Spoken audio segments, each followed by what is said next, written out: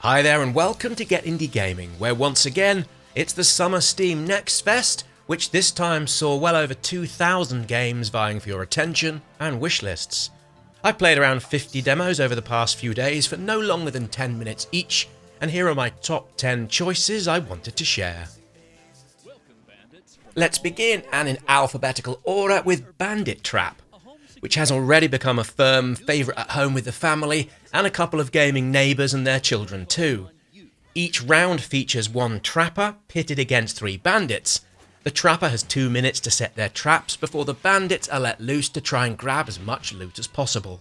While decidedly light-hearted, the demo shows off how the game offers quite a deep but enjoyable strategy and stealth loop.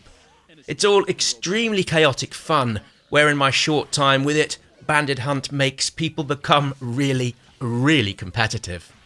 I'm hoping this becomes something I go to when I want to scratch my couch co-op itch, alongside the heavy hitters such as Moving Out and the ever-delightful Overcooked. While there's no official release date, Bandit Trap is listed as coming soon. Betrayed, beheaded, banished to hell. And yet, I've had worse Mondays. Next up, Davy X Jones is an interesting take on the Doom genre, although here, we're talking about pirates and their associated myths. You'll play as the pirate Davy Jones in split character mode, with you controlling his headless body and skull, which floats about the place with it able to double up as a projectile too. Speaking of which, the demo showcases a number of weapons with multiple guns, swords, and a really enjoyable, if perhaps somewhat overpowered grappling hook that's a whole heap of fun to play with. As for the story, this all sounds like a revenge power fantasy with you looking to escape the Locker, which is the pirate underworld, with you also coming across 9 different islands and well-known characters such as the immensely powerful Kraken. At the moment there's no release date for Davy X Jones, although like all of the games in the rundown, please head over to its Steam homepage to check out the demo and add it to your wishlists.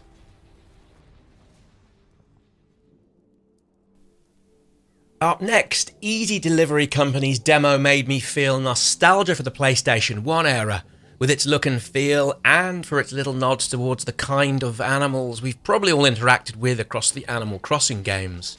However, it subverts all of these good time cozy feelings with what feels to be an undercurrent of dread, with a hint of something deeply troubling, although in my short time with it I couldn't really figure out why. Perhaps it's the downright hideous conditions you find yourself out in. This little loader van of yours would in all probability slide off the road and take you with it into many a ditch, and in all honesty, I could see myself never getting anywhere near the places I'm supposed to deliver these packages to. I also really enjoyed the soundtrack, with me bumbling along in the snowy roads to the tunes of 90s jungle and drum and bass, and to top it all off, there's also a 4-player split-screen co-op mode on this one too.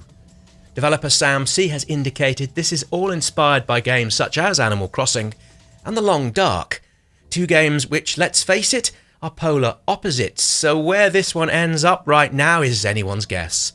There's no firm release date for Easy Delivery Company, although it's listed to come out later this year. Memories in Orbit was a revelation of this year's June Next Fest, and I fell deeply for its hand-drawn art style and the fluidity of its platforming.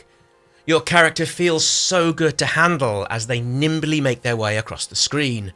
I only played for my allocated 10 or 15 or so minutes, although the demo is set to run around the 3-hour mark, so I'll be looking to pop back into this over the next few days. A word of warning though, this one is on the hard side of things, and I suspect might be a little bit above me. Memories in Orbit is listed as coming out later in the year.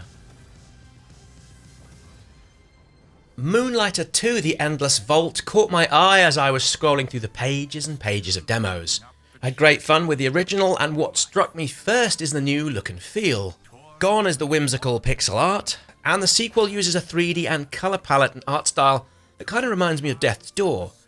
As in the original, you play as a trader who by day plies his trade as a merchant, while after hours you head out into the wilds to go and do battle with enemy hordes, all the while collecting loot and treasures to sell in your store.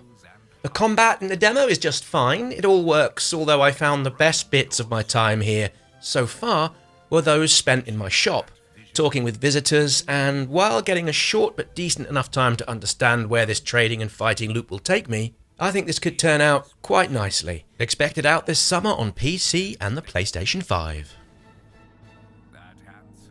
Next up, and published by Annapurna, Morsels is a creature-collecting roguelite, all set in a world run by evil cats. Now, as a cat chap, that kind of offends me.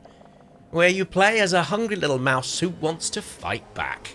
As with all of these demos, I had a tremendous amount of fun with my short time playing Morsels, particularly given how it feels like a twin-stick shooter, and given how this tiny little mouse can transform into something rather menacing that just feels really, really great.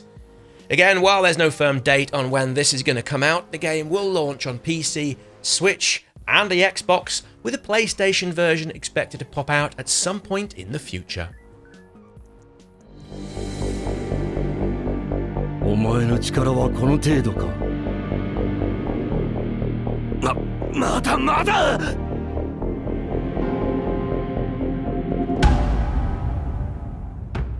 There's a lot of expectation on this next one. The team behind the blasphemous franchise are working on Ninja Gaiden Ragebound, and so far this continuation of the franchise doesn't disappoint. I loved everything about this demo. The art style with its beautifully formed pixel creations is something I could gaze at all day. Everything here is just so detailed and expressive, with the action leaping right off the screen.